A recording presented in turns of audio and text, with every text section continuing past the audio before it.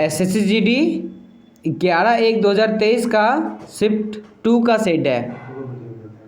पहला क्वेश्चन है लॉर्डोलॉजी, जिसको सभी लोग जानते हैं, जिसने रेल चलवाया था भारत में मुंबई से थाने के बीच में 1853 में। कब चलवाया था? 1853 में।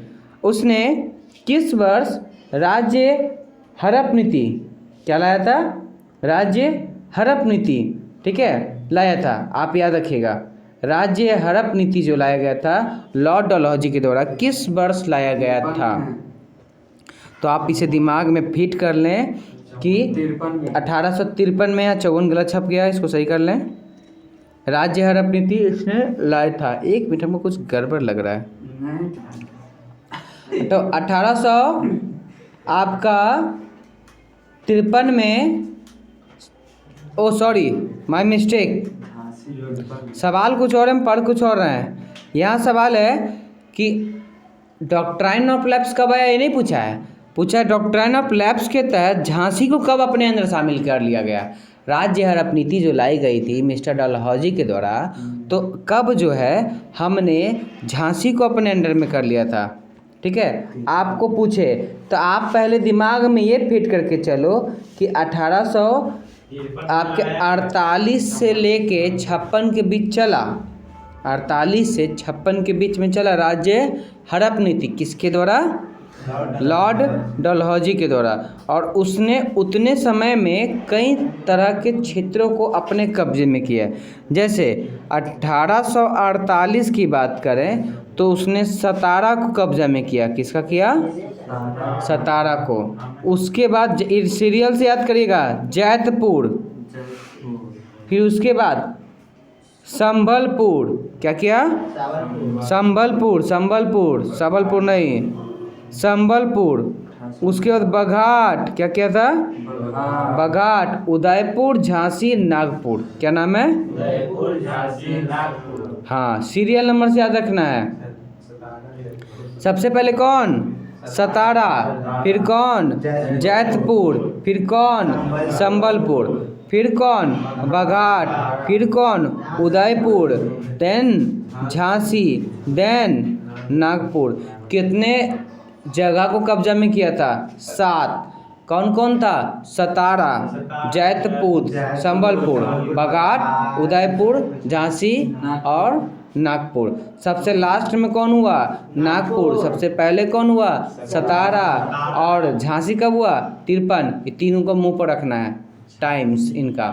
सबसे पहले कौन हुआ? सतारा। सबसे अंतिम में नागपुर। 1748 में, नागपुर 54 में और 53 में झांसी कब्जा किया गया। किस में किया गया? 53 में झांसी पे कब्जा कर लिया गया लॉर्ड डलहौजी के द्वारा। किसके द्वारा जी? लॉर्ड डलहौजी के द्वारा। याद रहेगा, लॉर्ड डलहौजी ने विलय नीति की लाई थी। और इस नीति में जो राज्य कमज़ोर है, जिस राज्य में राजा के बच्चे नहीं हैं, उनको सुरक्षा और सुविधा देने के नाम पर उनको सुविधा दिया गया पहले, बाद में उनको हड़प लिया गया।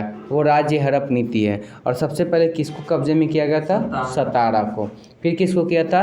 जैतपुर को। फिर किसको किया था? संबलपुर, फिर बाघाट, फिर उदयपुर, झांसी, देन नागपुर, ठीक है, देन नागपुर। तो मुंह पर याद रखना है, पहले किसको किया था? सतारा, फिर जैतपुर, फिर Sambalpur, then Baghat, then Udaipur, then Jhansi, then Nagpur, ठीक है।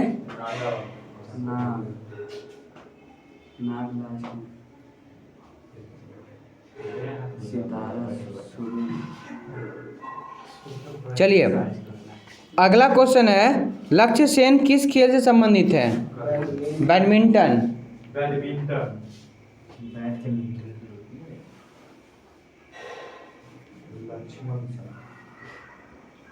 लक्ष्य निर्धारित करना बैड बात नहीं है, याद रखना। लक्ष्य निर्धारित करना जीवन में बुरी बात नहीं है। तो लक्ष्य सेन किस गेम से संबंधित थे? बैडमिंटन। चलो अगला क्वेश्चन है, 19 इम्पोर्टेंट है, नोट कर लें। 1992 में सबसे कम आयु में पद्म भूषण प्राप्त करने वाले नर्तकी का नाम क्या था? सोनल मानसिंह। रिपीट हो गया क्या? और सोनल मानसिंह को किस वर्ष में मिला है? 2003 में। 1992 लिख ले। 2003 में भी ना। तो वो दूसरा था अवार्ड, दूसरा अवार्ड है, ठीक है। पद्म विभूषण था, ये पद्म भूषण है। देखिए, हाँ, आप इनको याद रखिएगा कि इनको जो है पद्म भूषण जो मिला है 1992 में मिला है। कब मिला है? हाँ, और संगीत अकेडमी पुरस्कार 87 में मिला है, और 2003 में जो इनका दूसरा नागरिक सर्वोच्च पुरस्कार पद्म भूषण विभूषण मिला है। दोनों बात को याद रखना। 1992 में क्या मिला है? पद्म भूषण। 1987 में क्या मिला है? संगीत अकेडमी पुरस्कार। और 2003 में क्या मिला है? आपका पद्म विभूषण। ये नोट कर लें सभी लोग, ठीक है। ये इम्पोर्टेंट है, रिपीट होगा और ये हार्ड क्वेश्चन में आएगा। अगला सवाल, आर्टिकल 243 में क्या वर्णित है? तो आर्टिकल 243 में आपका पंचायती राज्य जो होता है ना, उसके बारे में वर्णन किया गया है। याद रहेगा? ठीक है। अगला क्वेश्चन आपके लिए छोटा सा, नो मोर डिस्कशन। निम्नलिखित में से कौन सा विकल्प बुलिमिया का सबसे अच्छा वर्णन करता है? I don't know. जैसे पार्टी वगैरह में जाता है और कोई व्यक्ति को खाने का मन नहीं है, खिला दिया जाता है, खूब खिला दिया जाता है, खिला खिला के उसको है ना वॉमिटिंग टाइप का फील कराता है। डैट इज कॉल्ड बुलिमिया, यानी खाने संबंधी विकार, ठीक है। खाने संबंधी विकार कहते हैं। बुलिमिया एक गंभीर मानसिक स्वास्थ्य है, ठीक है, मानसिक बीमारी भी है। किसी को कम खाएगा ना तो भी हो जाता है। अगला सवाल, निम्नलिखित में से कौन सा संगठन भारत में निर्धनता का आकलन करता है? आपको पहले भी डिस्कशन करवाए हैं, निर्धनता गरीबी पढ़ाए थे, उसमें से national sample survey organisation NSSO जो है भारत में निर्धनता का क्या करता है? हिसाब किताब करता है। क्या करता है? हाँ, NSSO जो है भारत में किसका हिसाब किताब करता है? गरीबी का। यानी भारत में कौन गरीब है कौन अमीर है ये दिखाने वाला जो राज्य है या ऑर्गेनाइजेशन है, ये निर्धारित होता है ना, ये कौन करता है? NSSO करता है। इसमें कोई एक्स्ट्रा डिस्कशन नहीं, आगे बढ़ेंगे। उत्तर भारत यानी ऊपर के लोग किस त्यौहार में देवी लक्ष्मी और गणेश भगवान की पूजा करते हैं? दिवाली में। सिंपल सवाल आया है। अगला क्वेश्चन पढ़ेंगे। विश्व के कुल पृष्ठीय क्षेत्रफल का कितना % हिस्सा है भारत में? तो भारत में जितना भी है विश्व में, उसका 2.4% हिस्सा जो है हमारे पास है। यानी पूरा जो ज़मीन का हिस्सा है, पूरे पृथ्वी में ज़मीन कितना % है? 29%। कितना है? 71% में क्या है? पानी है। अगर 29% अपने आप में 100% बन जाए तो उसका 2.4% कितना है हमारे पास? मात्र ज़मीन है। उतना ही ज़मीन हमारे पास है। ये फिर भी ज़मीन के लिए लड़ता है, रहता है। 29% के 2.5 कुल का क्या लिखा है? कुल पृष्ठीय क्षेत्रफल में कितना % हिस्सा है? तो 2% हिस्सा है। 29 का 2% निकाल लेना।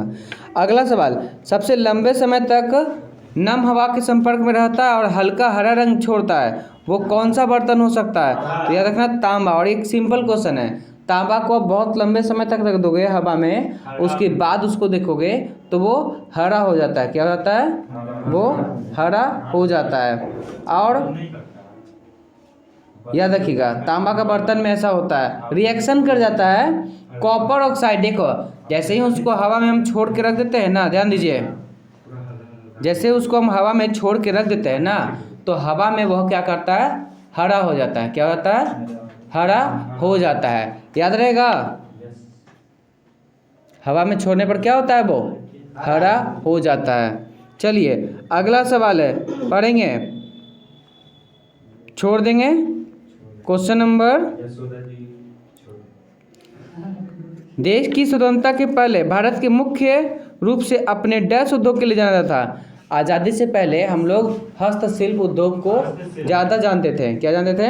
हाँ, आज़ादी से पहले हमारे देश में हस्तशिल्प जो था वो ज़्यादा फेमस था। हर कुछ हाथ से बनाने का, जैसे आप देखोगे वस्त्र, मिट्टी के बर्तन, नक्काशी का सामान। पहले के समय में हम लोग कहते हैं ना मिट्टी का खिलौना, मिट्टी का घर, ये सब जो है ना मैनुअली बनाते थे। यहाँ गांधी जी भी कपड़ा अपना हाथ से बनाते थे, याद है?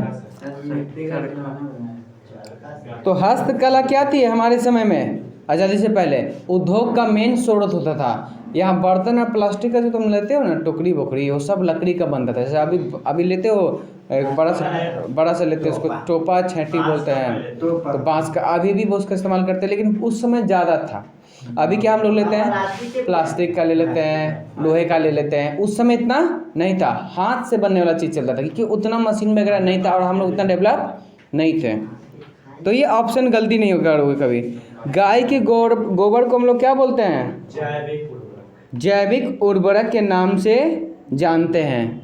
गाय के गोबर को हम लोग जैविक उर्वरक के नाम से नहीं, आपका नहीं, तुम्हारा मोबाइल देखें। हर्षवर्धन के दरबार में सबसे लंबे समय तक जो आया था उस व्यक्ति का नाम था हेनसांग। हेनसांग का नाम कहीं पर स्वयंसांग लिखा हुआ है, कोई दिक्कत नहीं, उसको हेनसांग ही पढ़ते हैं। हेनसांग उसका नाम है पूरा। एम चिन्नास्वामी क्रिकेट स्टेडियम कहाँ पर है? बेंगलुरु। नाम है चिन्नास्वामी अय्यर। क्वेश्चन नंबर 17 जो है, मिलिना साल्विनी को रट लेना और लिख भी लेना है। हाँ, कथकली से संबंधित है, पद्मश्री मिला था 2019 में। क्या नाम इनका? मिलिना साल्विनी। क्या नाम था इनका? मिलिना साल्विनी, याद रखिएगा। जल जीवन मिशन किस राज्य में शुरू किया गया था? किस ईयर में? 2019 में। मोदी जी का है, याद कर लें, काम का है। चलिए, निम्नलिखित में कौन सा जल मार्ग आर्कटिक महासागर को प्रशांत महासागर से जोड़ता है? पनामा नहर जोड़ता है। अटलांटिक महासागर को प्रशांत महासागर जोड़ता कौन है? तो पनामा नहर। अब देखिए पनामा नहर देख लो कहाँ पर स्थित है। अटलांटिक महासागर को जोड़ता है तो पनामा जोड़ता है, पनामा नहर। मैप में आ जाइए, मैप में देखिए, अटलांटिक महासागर को जोड़ता है वो पनामा नहर होता है। गूगल मैप पे आपको हम दिखाते हैं। ये आपका जो हिस्सा दिख रहा है ना अभी, ये अटलांटिक है, नॉर्थ अटलांटिक, इधर वाला ऊपर वाला, और उसके नीचे वाला एरिया जो है ना, वो आपका जो दिख रहा है वो आपका पैसिफिक है। इसको जोड़ने वाला जो है एरिया है ना, वो पनामा नहर में आता है, याद रखिएगा। आप थोड़ा पूछते हैं